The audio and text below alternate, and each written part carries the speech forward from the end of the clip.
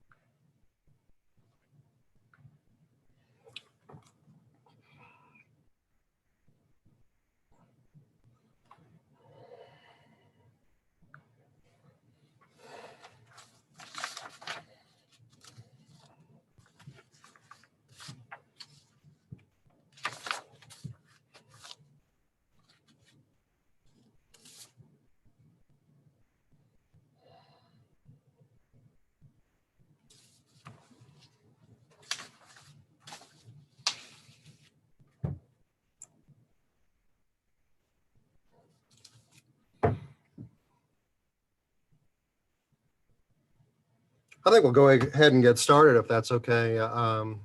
We have a few stragglers joining us, I see. I'm Larry Goldman. I'm president of the Kansas Self-Storage Owners Association, and we have an unusually good panel or presentation today. Miss seeing everybody in Wichita, but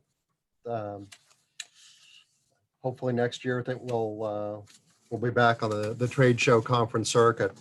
But we do really have an exciting presentation, and I wanted to go through a few housekeeping items before we get started.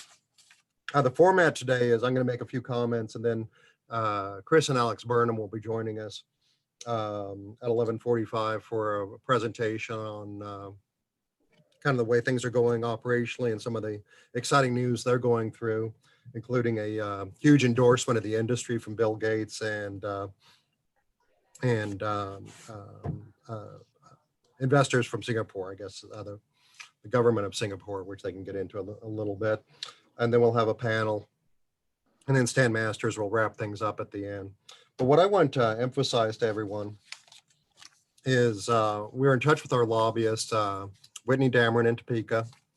The Self-Storage Association is giving them a budget to work with to clean up the statutes a little bit. A lot of that comes down to the definition of how we conduct our lien sales.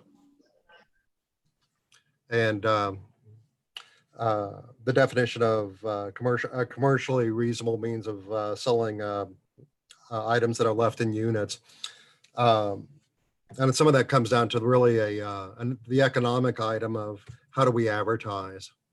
And so what they're asking from us, as they've done before, they'll provide the funds, and these projects are expensive. They just spent, I don't know, I think a couple of years ago, the SSA invested $26,000 on the last round.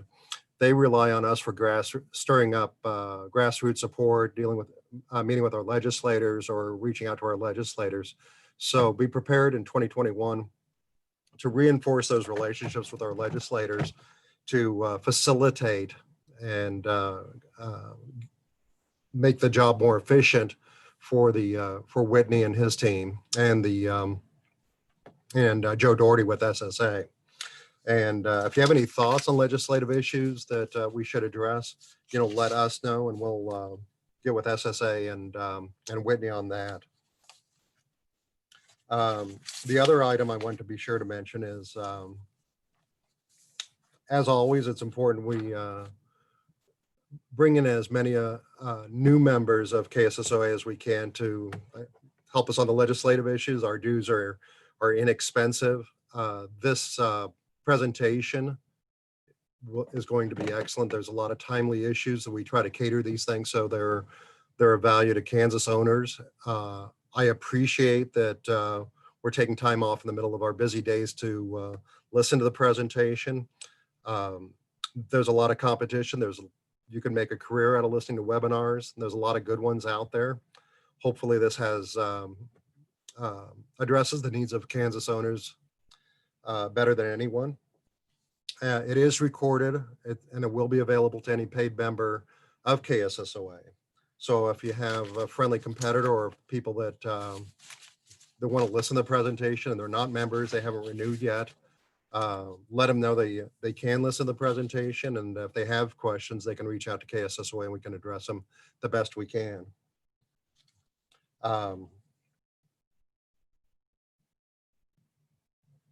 And I think with that, I think I'll mention some exciting news, a really significant endorsement of our industry that Chris and Alex will go over. For those of you that aren't familiar with StorageMart, Chris Burnam is the CEO, and Alex Burnam is the Director of Acquisitions.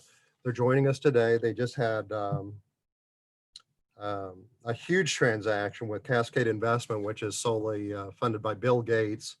And let's see, the GIC, which is an investment firm that invests on behalf of Singapore's foreign reserves. I believe it was over $1 billion. I know the total valuation of StorageMart, according to the press release, was over $2.7 billion. What's exciting for us is the StorageMart is the dominant player in Kansas City, and they're dealing with Kansas issues. Kansas City is an important part of their operations. I believe the StorageMart used to be the largest owner in Canada. I think they're the second largest now. They're in London and they're all over the United States. And with that, I'll turn this over to Chris Burnam and Alex Burnam from Columbia, Missouri. Great. Well, thank you, Larry. It's a real pleasure for us to be here today. Alex and I have both had occasions to speak with various groups around the world, but never together as a father and son team. So you're going to get the first sample of us as a duet, and we'll see how it goes. I thought it might be instructive just to kind of start off with a little bit of history of StorageMart.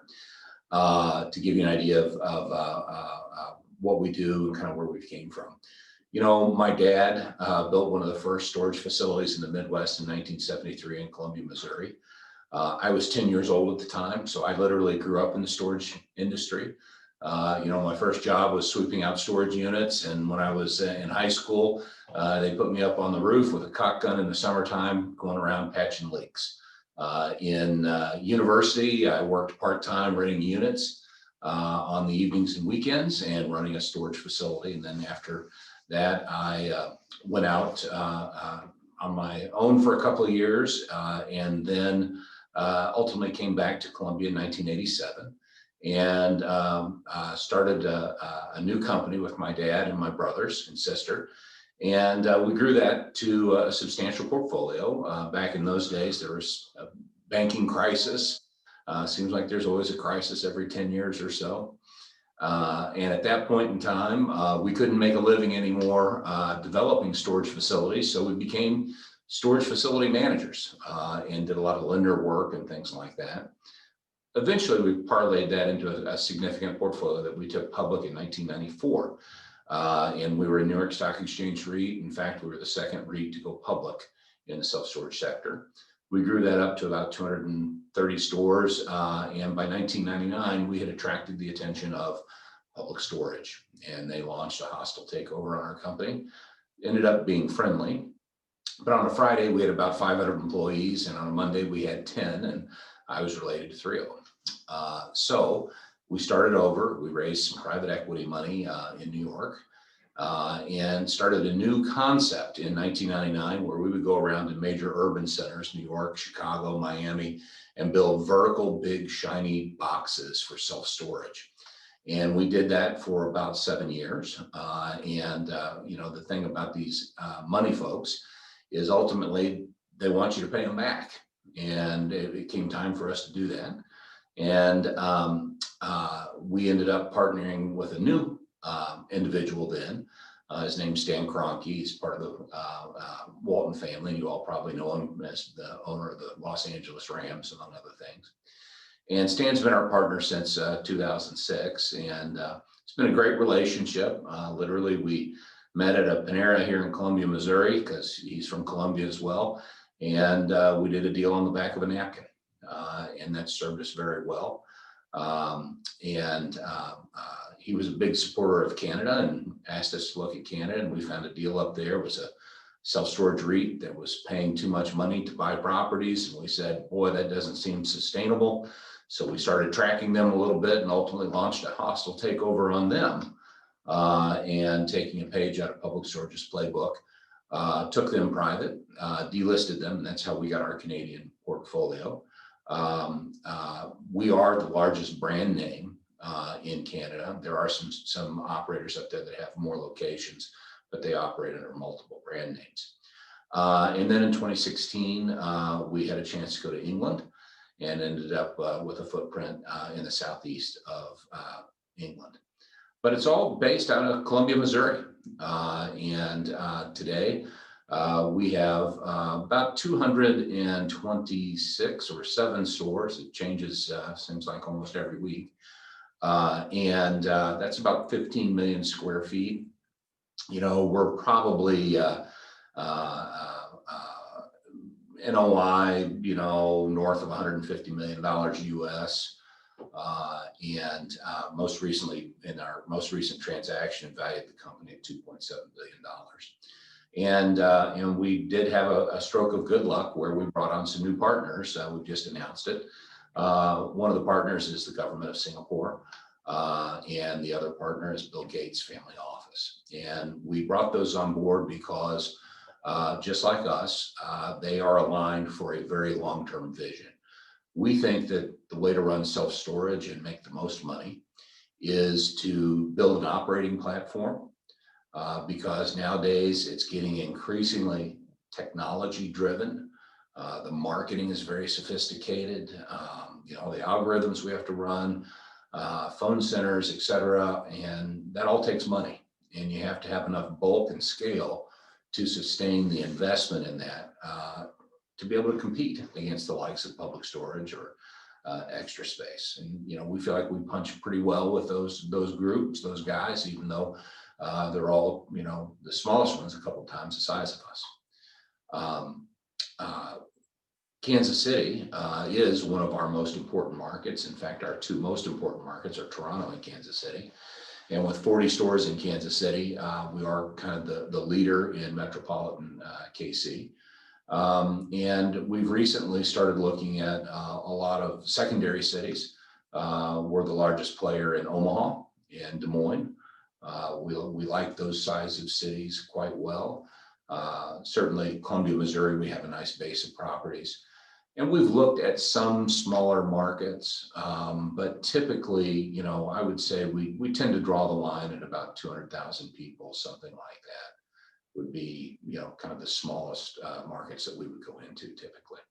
My son, Alex, joined the company when, Alex? 2017. Okay, great. And so I'll let Alex speak for himself and kind of introduce what he does. Yeah, so I graduated from Tulane University in 2016, and my first gig out of college was working in the acquisitions department for Heitman, which is for those who are not familiar, a large pension fund advisor and private equity player that, despite not operating, is actually the single largest private owner of storage facilities on earth, with equity stakes in well over 700 facilities the last time that I checked.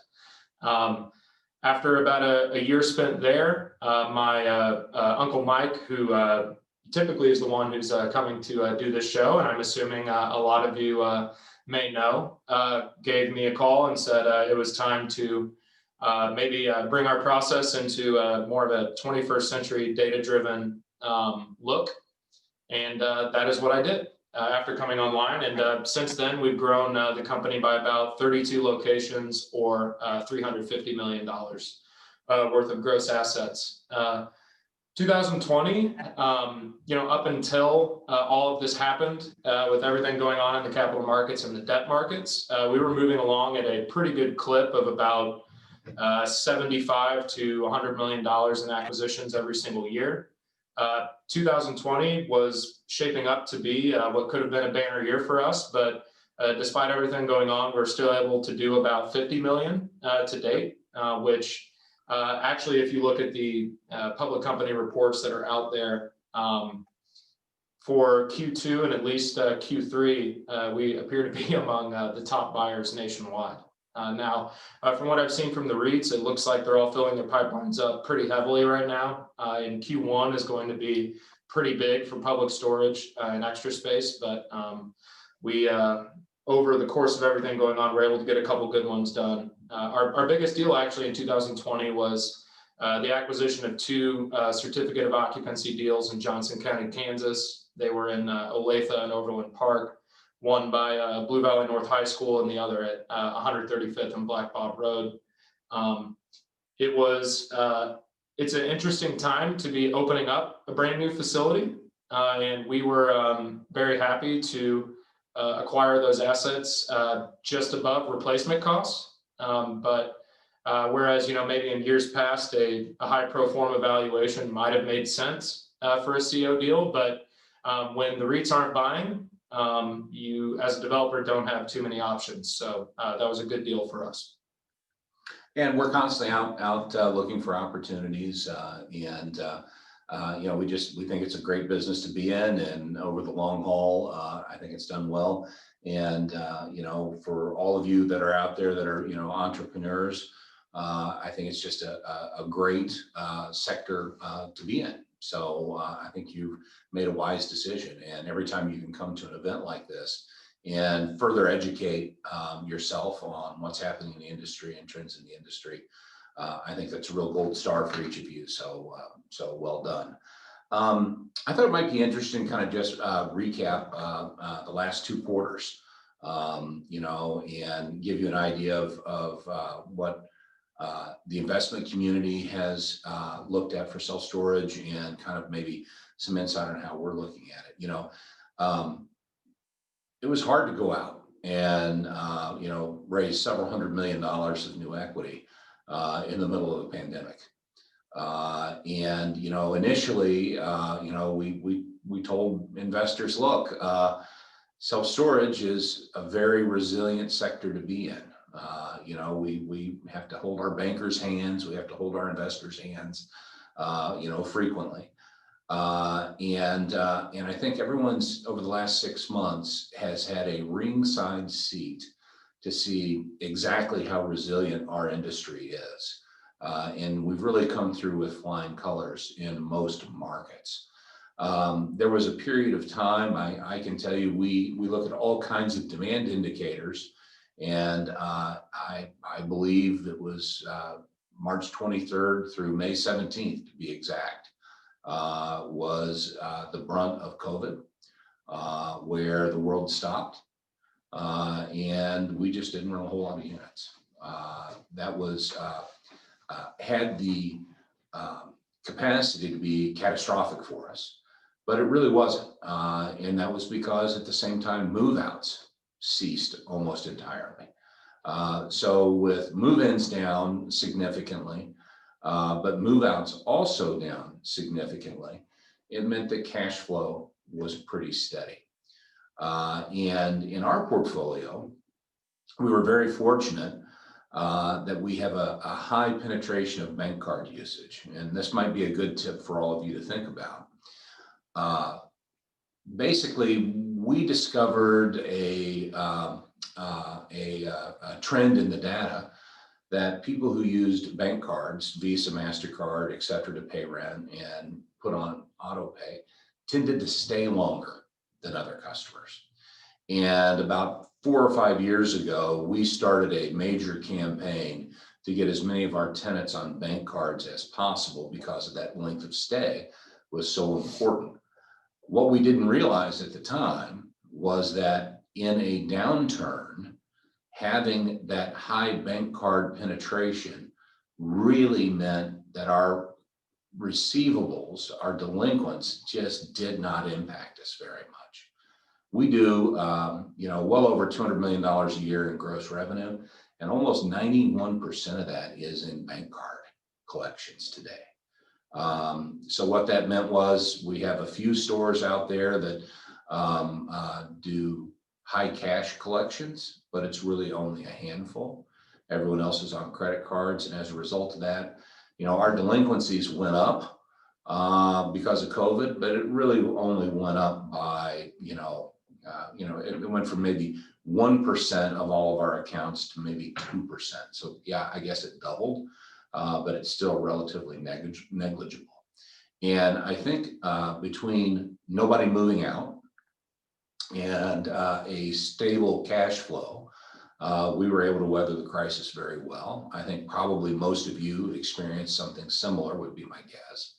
But there are areas where if you have a high cash paying customer base, it might have been tough. I would tell you in our inner city locations where we collect a lot of cash, we had some problems. In country club markets, 135th and Antioch in Overland Park, no problem. So understanding how those markets work, I think is significant. Starting in Q3, say around July 1st, we saw a noticeable jump in Google search activity. It's something that we monitor on a daily and weekly basis. And it was very clear that we saw search activity jump well above 2019 averages. And it stayed that way really all the way through the end of September. Starting about the end of September, we saw the lines merge again to where demand indicators kind of returned to what I would call typical seasonal demand starting in October. And also starting in October, we finally saw move-outs begin to occur again, and we've seen that return to normalcy.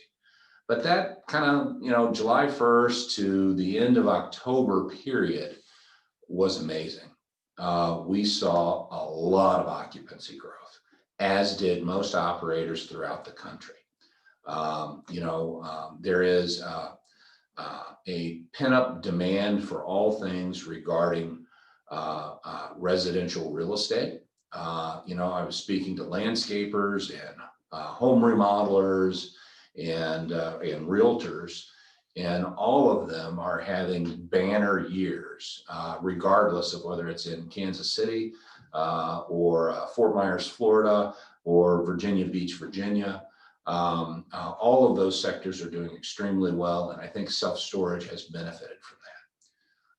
So I think it's been much more of a return to normalcy. And I think we'll start to see things behave kind of on a more regularized basis, although I'm a little concerned about this second COVID wave that's coming up. And we are certainly seeing major urban centers like, say, New York City or downtown Chicago slowing up a pinch because of the second wave that's coming on. Currently, I wouldn't say we're terribly concerned about it. Starting around July 1st, we also removed all of the kind of cushions or brakes that we had installed during COVID regarding rent increases. On July 1st, we hit the mailbox with almost 20,000 rent increases. I'm happy to say that they were absorbed with no issue, and customers certainly did not act any more adversely than they would normally. Likewise, we resumed all of our delinquency auctions and collection procedures. We resumed all of our late fees. Going into this second lockdown, we have no intention to reverse those policies, and it's full speed ahead unless we are dictated by some municipal authority or governmental authority, similar to what happened, say, in California during the COVID crisis earlier this spring. So I think it's probably more business as usual. The last impact from COVID that came about that I think is kind of interesting is you never know how you're going to react to adversity until you're going through it. And, we had to scramble to keep doors open, to keep staff motivated. Even today in Kansas City, on any given day, we might have to shut down 1 or 2 locations, shuttling staff around. What we did discover was that, in fact, we can probably get by with a lot less than what we originally thought. For instance, we've been able to eliminate almost all overtime. We've had to rationalize what stores are open when, for when we believe the customer demand is coming in. And because of kind of slight bits of kind of trimming our sales in and out, we've actually been able to manage our payroll costs pretty well through the COVID. And it's also shifted us to start thinking about how we deploy technology in our operations. One of the phenomenons during COVID that happened is even when rentals resumed, the walk-in portion of our trade, people that just walk in the door, basically was halved. It was down by 50% in a lot of places. And the reservation or booking or advanced rental or contactless rental actually went up by a corresponding amount. And it was obvious that people were willing to adopt technology a little more rapidly than they had in the past. It still is a big benefit to having an operator assist through our phone center. So, today I can tell you that about 40% of our rentals come just purely through the web, where they never talk to a human, if you will. And then about another 40% come in through our phone center and get a human assist, probably started out online. And then the remainder is done the traditional way with folks coming into the store. And so those operator assist and pure digital rentals are up pretty significantly. And it's also caused us to look a lot more at how we operate our stores. We have a major initiative under right now that we call the Store of the Future, where we're trying to figure out, why can't we basically conduct all of our business with our customer with one of these? Why would we need a kiosk? Particularly given, say for instance, the fact that the vast majority of our payments are done by credit card. We don't need to handle cash. Therefore, a kiosk isn't really important to us. And how do we make it literally so that the customer can, with 3 or 4 touches on their smart device, be able to move in to their unit and make it as seamless as possible? I think that there's going to be a lot of transition in the industry towards doing that.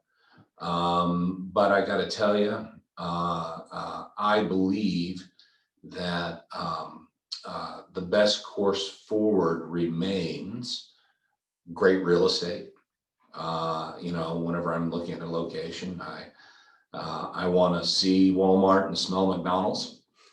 And I want my customers to be able to find us easily. Whether you're renting online or in person, having that great real estate location is just cannot be substituted.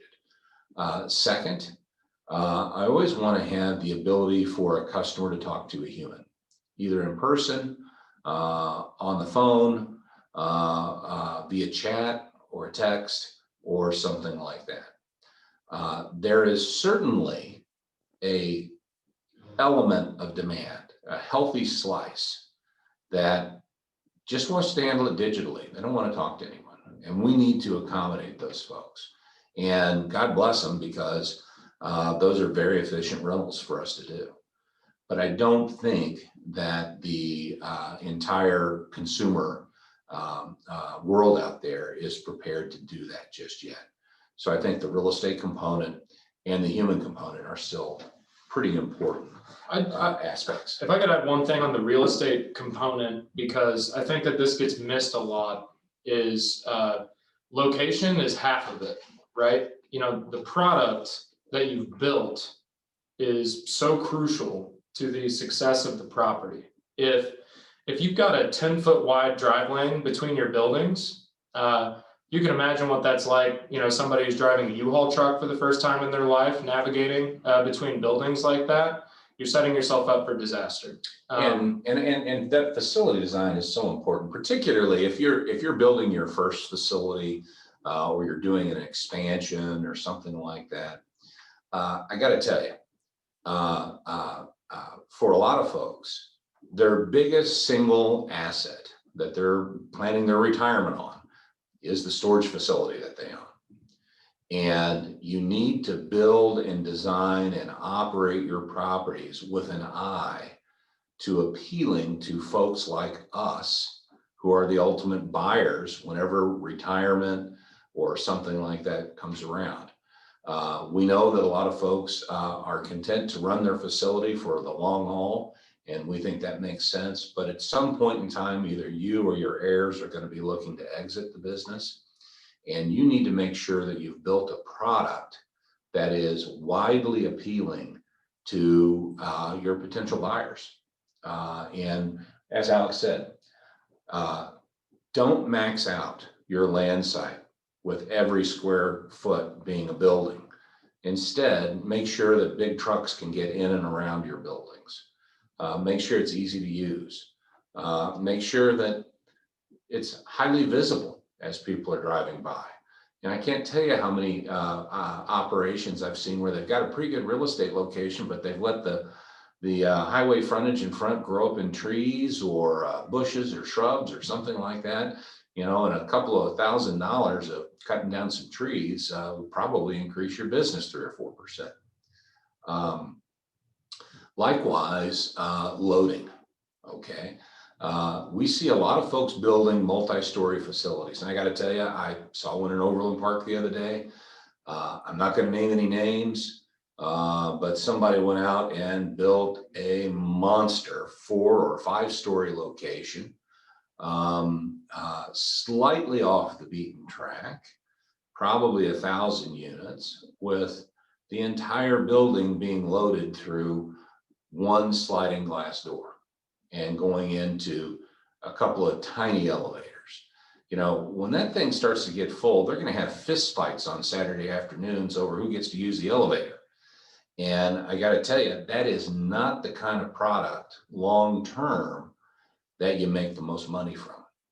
And I think that keeping that in mind as you're out there and you're looking at that next expansion building you're going to build or something like that, keep your customer in mind.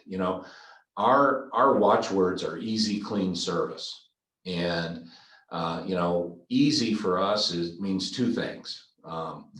Well, what it really means the most is we want to make it easy for people to give us money. But it really comes down to that happens when we make it easy for customers to use our product. Clean, we want to keep our facilities just as squeaky clean as possible because reputation matters. And believe me, your customers understand it. I spent part of my youth as a manager of a fast food restaurant. And I can tell you that you learn very quickly that people eat with their eyes. I think that people store with their eyes. And I think that's an important thing. And then, of course, the service, I think, is so important. So that design is important. You want to talk a little bit about supply? Yeah, and maybe just adding one more thing to that. Especially in the Midwest, we all know how bad our winters are. Laying out your buildings north-south so you get the maximum amount of sun to prevent life safety issues with ice buildup on the sides of your buildings. Maybe sacrificing 1,000 square feet so you could have a heated, covered loading area to get out of the winters that we experience on the plains here are very important. With new supply, it's been obviously that's the topic that everyone is focused on throughout the industry. If you've been to any event pretty much anywhere in the United States for any association, it's all that anybody wants to talk about. Kansas City has been no different. The first wave of new supply that we saw was really in 2015 and 16, and everyone who was building in your top 25 and top 50 population centers in the United States. Chicago got hit first, New York, the Bay Area, Houston. It's unbelievable how much new supply has been built in Houston, Texas in the last 2 or 3 years. As we all know, supply and demand, work as yin and yang with each other. So, in a lot of these marketplaces, as everyone began to open up at the same time, we saw rental rates really fall through the floor. What did these developers do when the well kind of dried up? They said, okay, I've been to the top 25 markets. Let's go to 26 through 50. A lot of those have been overbuilt and, through 17 and 18. So we saw Nashville, Tennessee. We saw Portland, Oregon. We saw markets, similar to that, see a lot of new supply come online. And now we have reached a point where the merchant builder is seeking the next tranche of marketplaces, that million person population center to 500,000 population center. And that's Kansas City. So what have we seen? We've seen new merchant developers come in that were previously doing deals in places like Houston, come to Kansas City and not know too much about it and do something like not put a covered loading bay in place because it worked fine in Texas. Or going to Blue Springs, Missouri, and building a 4-story box. I got to tell you, the folks out in Blue Springs are not the kind of guys that want to drive up to an elevator and go up to the 4th floor. They're driving a pickup full of stuff, of tools, or they're pulling a toy behind their truck or something like that. And that's the kind of storage customers that you get in Blue Springs. And I think folks that come into markets like Kansas City and don't understand the 2 or 3 mile radius market that they're going to be building for do so at their peril. And there's been a couple of crazy things that have been built out there, and it'll be really interesting to see how they do. No, I do think it's interesting in these Midwestern type marketplaces. I'm sure many of you are aware of the metric everyone likes to focus on, which is square foot per capita, right? We all talk about 7 square foot per capita is saturation. We look at that a little bit differently. I think that when you're looking at a facility that has a 100 square foot average unit size versus a facility that has a 150 square foot average unit size, and maybe both of them open up in a marketplace, like suburban Kansas City in Johnson County, we know instinctively that the facility with the bigger units is going to lease up much faster than the facility that has the smaller units. And we're starting to look a lot more at maybe units per person instead of square foot per capita, because at the end of the day, we're finding that the average user in a marketplace has a demand for a certain size of unit, not necessarily a gross or kind of easily boiled down average of, oh, the people in this marketplace on average will take 7 square feet. That's right. Yeah, so it's kind of we've just started doing some work in Boise, Idaho, and it shocked us to find out that the average size unit in Boise is about 250 square feet. Those are big units, and they're horizontal. They don't want to go upstairs. They don't want to go up in an elevator. And that's the kind of marketplace it is. And I think you got to figure those things out. Well, a great example there is, you'll have facilities that are 95, 99% occupied, and the square foot per capita is 25 feet because of these incredibly large units. So I will say, though, if backing up to COVID, if we can all look for a little bit of relief when it comes to new supply, it's that, we believe that new starts on new facilities slowed down pretty significantly there for 6 or 7 months. So hopefully as that plays itself out in that 24-ish month period of time from now, when they're all opening up, we may all see much better performance throughout various marketplaces that may have had a site built that did not. Sure. I will say I saw a lot of opportunities really in April and May. My phone was ringing off the hook about, do you want to buy this piece of dirt? I have it entitled for self-storage. Please buy it from me. Instead of where it was previously, I'm going to build a storage facility here. Will you buy it? Which is a huge shift in tone. Part of that's being driven by lenders. The lenders have gotten a lot more uptight about development risk, as they should, because there's a lot of it out there. And that, let's face it, in the real estate development business, debt is like mother's milk.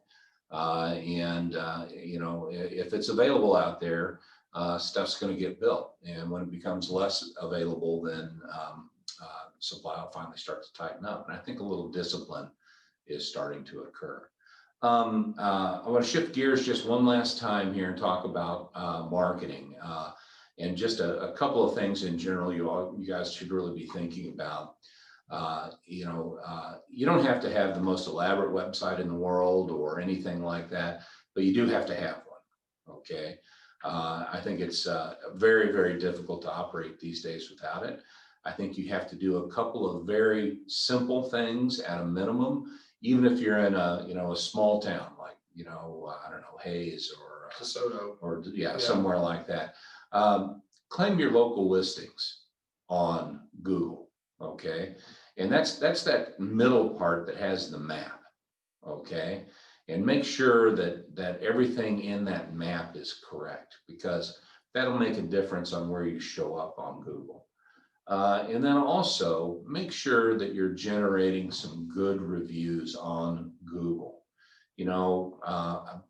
Somewhere about, a lot of the industry argues about it, but maybe 20% of the search weight of who shows up is tied to reviews.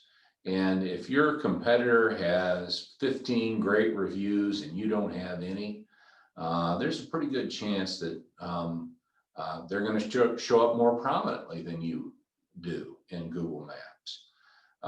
And the thing about those reviews to remember is they got to be real. They got to be genuine. Don't succumb to the temptation of faking them or something like that. If Google finds out about that, they'll give you the death penalty, and you just don't want to go there. Instead, teach your store managers how to actually do a review on Google if you haven't done one yourself. Teach your store managers to say something like, while I'm filling out the lease, why don't you go ahead and pull out your phone and you can start leaving me a review on Google right now. Okay. I know a lot of you have probably, maybe you've eaten in a restaurant, socially distanced recently. You don't get menus anymore, right? Why not set up a QR code that the customer can whip their phone out, scan very quickly with their camera, and it'll take them straight to a review page. And what we found is a steady drip of reviews is the best course forward. So all of you should have a goal of getting 5 good reviews every month, because you can't go through and just go out and work real hard and get 15 or 20 and then stop. It doesn't work that way. It's got to look organic, okay? Which means it's got to look like you've had 5 or 6 new customers every month that thought enough of you to leave you a good review. And those are just simple things that don't cost a lot of money that I think that you can go through and do. So I think those are just a couple of tips that I might mention to you all, because I know how frustrating working with Google and search and online advertising can be. I think we're getting pretty close to the point where I've just opened it up to some questions. So Larry, if anybody has any questions, by all means, we'd be happy to answer. Thank you, Alex and Chris. If you have any questions, on the bottom of your screen, you will see a Q&A box where you can interact with any questions you may have. This is for our speakers, our panelists, or our attorney later on. And we really encourage you to ask any questions because this is your association and we're here to facilitate your success in the industry. Yeah, so I do see one question where it says, is texting an approved form of contacting customers? I would say yes, absolutely. When you say approved, though, does that mean quote unquote legal? And it would probably depend on the state. I'm not exactly sure what the state of Kansas has to say about it, but every state is slightly different. I don't even know what Missouri says about it, but we could probably find out for you. Usually speaking, the state question of what's legal and what's not is tied directly to delinquency and going through the lien process of selling out a unit. And that's where you have to be very careful about how you follow the law. I don't think that I would text someone a notice that they're going to be sold. I might text them a reminder that they better get in here and pay. So I would just be judicious on the use of text as far as that goes. So one question we've got is, how did you increase the use of bank cards? Did you offer concessions? No, we did not. Instead, what we did was train our staff to really work on asking for the bank card and to show that it would be more convenient for the customer. You know, to say, you know, we do charge some late fees, and I got to tell you, you know, let's just go ahead and enroll you with a MasterCard so that that doesn't happen to you. Or even better, to use some assumptive language that when someone's getting ready to pay, you just say, great, is that going to be Visa or MasterCard? And not even give them the option to think about using cash or a check. You'd be surprised, just some of those little techniques like that with a little suggestive selling can make the difference. But it's got to be done again and again and again. So that's a good question.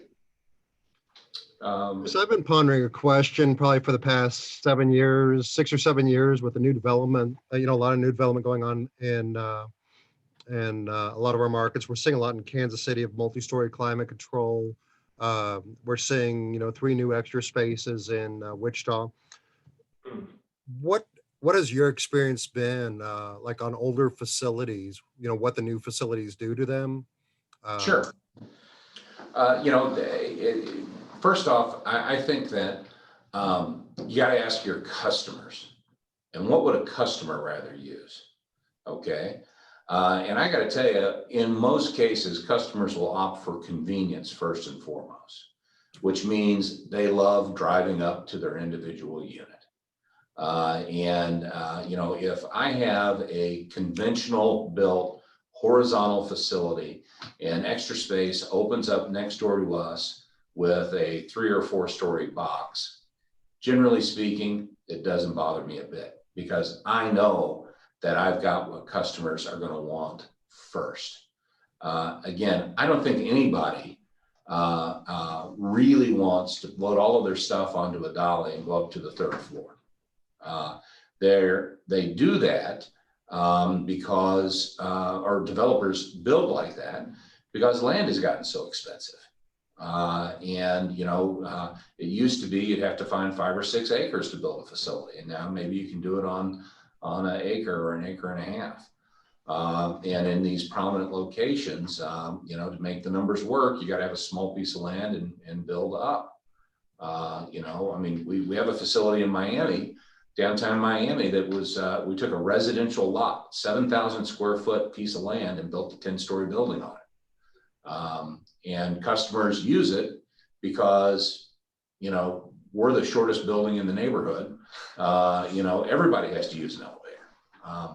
Out in the suburbs, and I got to tell you, in suburban Kansas City, in fact, I can't think of anywhere in Kansas City that a horizontal property would not do better than a vertical property. But it might not be cost effective to build horizontally.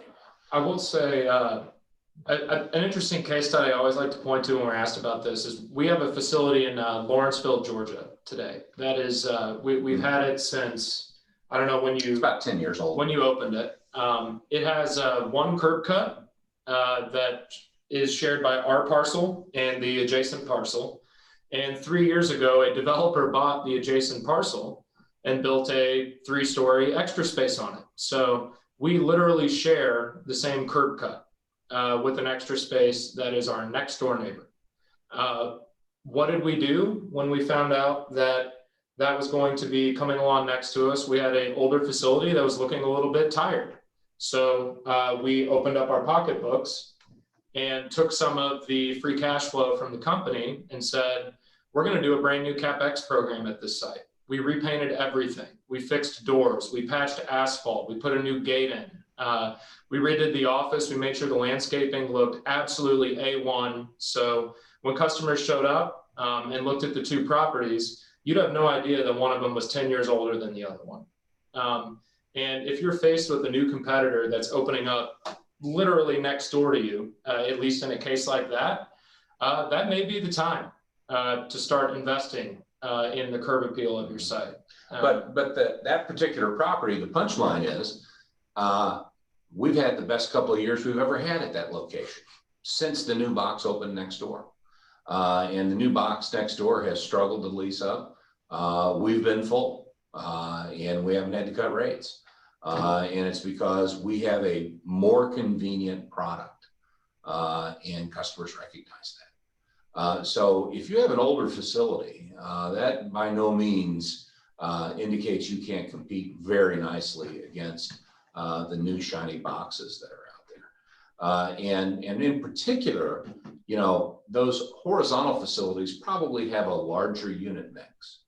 And those vertical boxes probably are chock full of 5x5s, 5x10s, and 10x10s, and don't have nearly enough 10x30s and 10x20s and 10x15s because the numbers don't work as well. And as a result, that's kind of what we call a banker's mix. It looks great on paper, but when you go to lease it up, the customers just don't want those small units. Unless, I don't know, maybe you're in the crossroads in downtown Kansas City. Maybe they want smaller units, but you know, the vast majority of Midwestern markets, folks don't rent 5x5s and rent very few 5x10s. You know, I always say, you know, let these merchant builders come on in and make the mistakes. And you know, when they've ran out of bullets, we'll buy them cheap. We'll take a can opener to that sucker and remodel it the way it should have been done and end up with a hell of a property. I saw a question about this idea of units per capita versus square foot per capita. We're starting to scratch the surface on that. And really only in marketplaces where I have a large portfolio am I able to even start scratching the surface on this. So the main issue that we have here is that there is no singular data source that I can go to anywhere that tells me that this facility that I don't own has this many units. You know, I think Radius and Yardi have done a really good job at estimating the square footages of properties, but they don't know how many units are there. We luckily have the benefit in Kansas City, for instance, of having 40 facilities that we can look at the data on, and we'll impute a average unit size, you know, across our portfolio. We'll take kind of the general rule of thumb of 10% of households in the United States are users of self-storage, as the self-storage almanac, but also the SSA likes to spout off about. And we'll look at the population in the area and we'll say, okay, assuming an average unit size of 125 square feet and a 10% utilization rate of the population in that 3-mile radius, the units per capita that this marketplace can support is X. And that is the general beginning to that thought process.